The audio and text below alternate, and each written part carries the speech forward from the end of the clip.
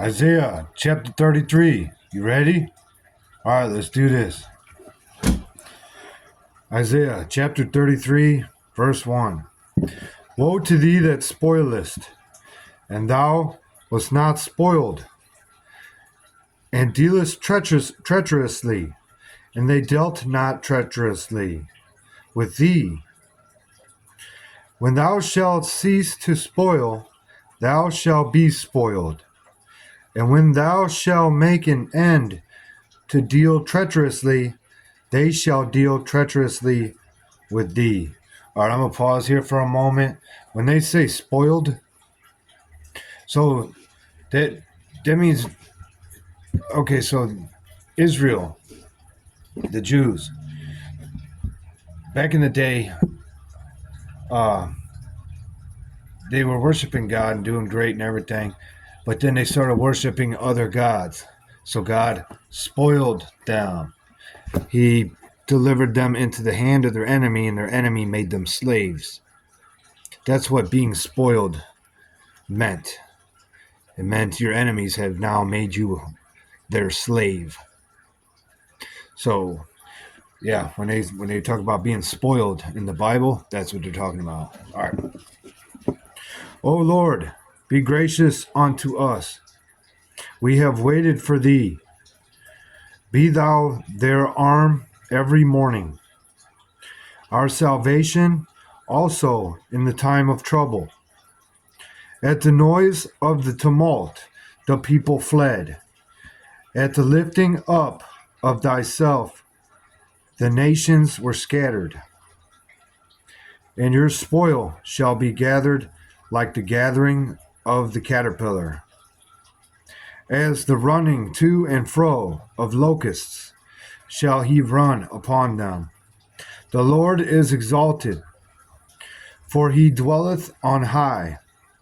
He hath filled Zion with judgment and righteousness, and wisdom and knowledge shall be the stability of thy times, and strength of salvation. The fear of the Lord is his treasure. Behold, their valiant ones shall cry without. The ambassadors of peace shall weep bitterly. The highways lie waste. That wayfaring man ceaseth. He hath broken the covenant. He hath despised the cities. He regardeth no man. The earth mourneth and languisheth. Lebanon is ashamed and hewn down. Sharon is like a wilderness, and Bashan and Carmel like off their fruits, or shake off their fruits. Now will I rise, saith the Lord. Now will I be exalted. Now will I lift up myself. He shall conceive chaff. Ye shall bring forth stubble. Your breath as fire shall devour you.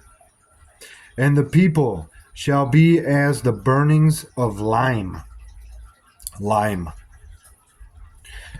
As thorns cut up shall they be burned in the fire.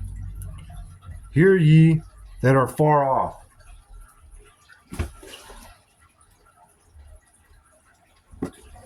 Where was I? Hear ye that are far off what I have done, and ye that are near, acknowledge my might. The sinners in Zion are afraid. Fearfulness hath surprised the hypocrites.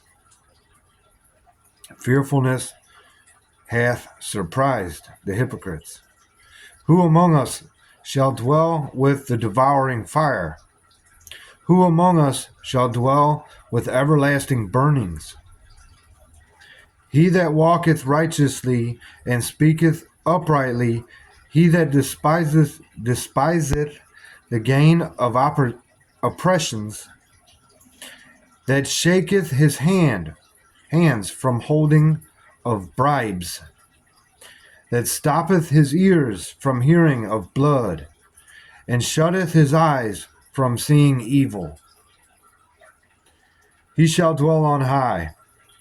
His place of defense shall be the munitions of rocks.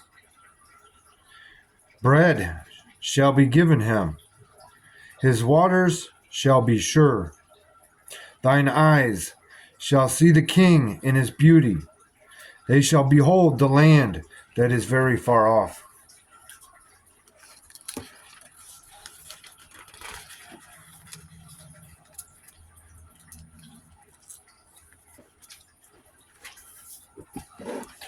Thine heart shall meditate terror.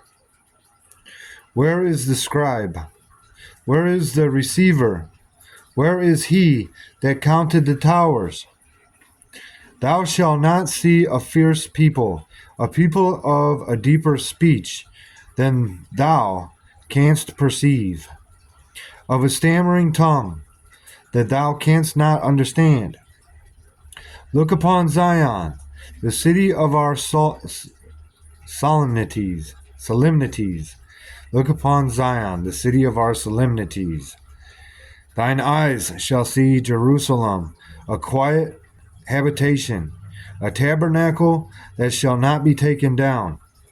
Not one of the stakes thereof shall ever be removed, neither shall any of the cords thereof be broken. But there the glorious Lord will be unto us a place of broad rivers and streams, wherein shall go no galley with oars, neither shall gallant ship pass thereby. For the Lord is our judge, the Lord is our lawgiver, the Lord is our king. He will save us. Thy tacklings are loosed. They could not well strengthen their mast. They could not spread the sail. This is the prey of a great spoil divided. The lame take the prey, and the inhabitant shall not say, I am sick. The people that dwell therein shall be forgiven their iniquity. That was chapter 33 in Isaiah. I'll say another thing. In verse 22, it says, For the Lord is our judge. The Lord is our lawgiver. The Lord is our king. He will save us. Now, if you've never read the book of Judges in the Bible, so a judge is not like, in a biblical sense, judge is not like a judge in a court of law. No, he's pretty much just a man of action that, some people, you know what I mean? They just kind of did that to some people. And that was a judge. So, because they didn't have a king.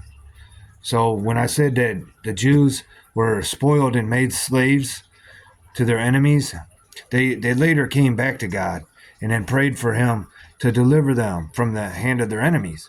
So God did. He sent a judge.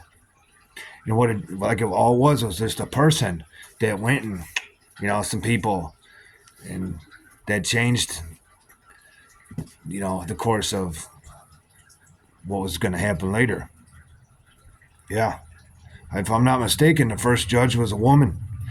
She put a nail to the king's head while he was sleeping on the ground and hit it with a hammer. Bam! Nailed his head right to the ground. That was a judge.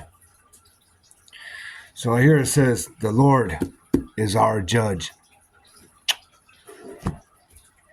No one better I'd like to have on my team. Oh, yeah. All right. I'll read chapter 34 later. I hope you enjoyed that. All right.